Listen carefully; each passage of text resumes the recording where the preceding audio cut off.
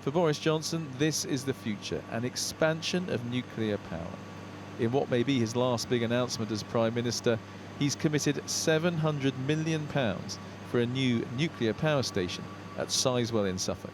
I say to you with the prophetic candour and clarity of one who is about to hand over the torch of office, I say go nuclear and go large and go with Sizewell C.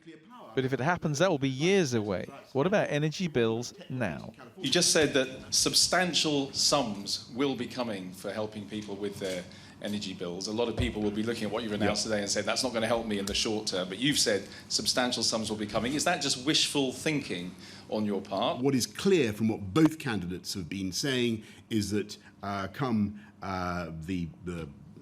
the new administration, there is going to be a further package that is going to be announced. But what I'm trying to say today is we've got to do that, but we've also got to look at the medium and the long term. And that's where we failed as a country. We've got to be absolutely brutally honest with ourselves. And now is the time, not just to put in the wind and all the other renewables, not just to do the hydrocarbons, but to remember the vital importance of nuclear. Boris Johnson believes his successor will build Sizewell C, there beyond the white dome of Sizewell B, part of a plan to commission a new nuclear power station every year for the next 8 years, massively expanding the sector. This chart shows the sources of UK electricity last year. For example, almost 40% was generated using gas, nearly 21% from wind power, and almost 15% from nuclear. But by 2050, the government wants that to rise to 25%.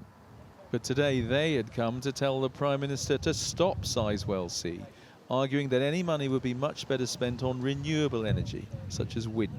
The problem with Sizewell C is it's too costly, it's too uncertain, the delivery times. All the nuclear projects, especially of this type of reactor, have taken much longer to build and have cost a lot more money than expected. And there are also serious technological questions as well. So those uncertainties all add up to make Sizewell C a much riskier bet than renewables. An artist's impression of what Sizewell C could look like. It's not a done deal yet, but the current Prime Minister has just made it harder for the next one to back out. Well, Andy joins us live now from Suffolk, where the PM made that speech earlier on. Andy, Boris Johnson's got just 5 days left in this job. What have his potential replacements said about their plans for all this? Well, I think it's fair to say that both Liz Truss and Rishi Sunak are basically in favour of expanding nuclear energy. I think Liz Truss especially so. She made that point at the last hustings, the last event last night in front of Conservative Party members. She also said that she was in favour of ending the temporary ban on fracking, the controversial process by which you get shale gas out of the ground. This is what Liz Truss had to say. The fact is, we should have made decisions years ago about nuclear power. We should be using more of the resources in the North Sea. We should be doing fracking in areas where local communities support it. And we should be moving forward to secure our supply. And Andy, Liz Truss was making all sorts of comments last night in that hustings, wasn't she? Some controversial comments about changes to our roads as well. What exactly did she say?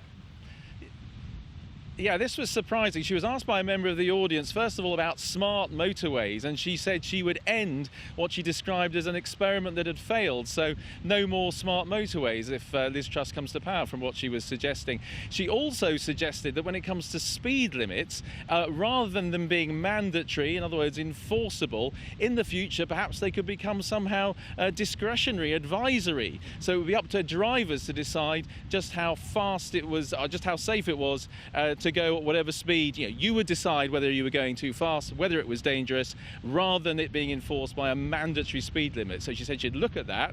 Pretty controversial. The voting ends tomorrow. We will have the result on Monday. Interesting stuff, Andy. Thank you very much.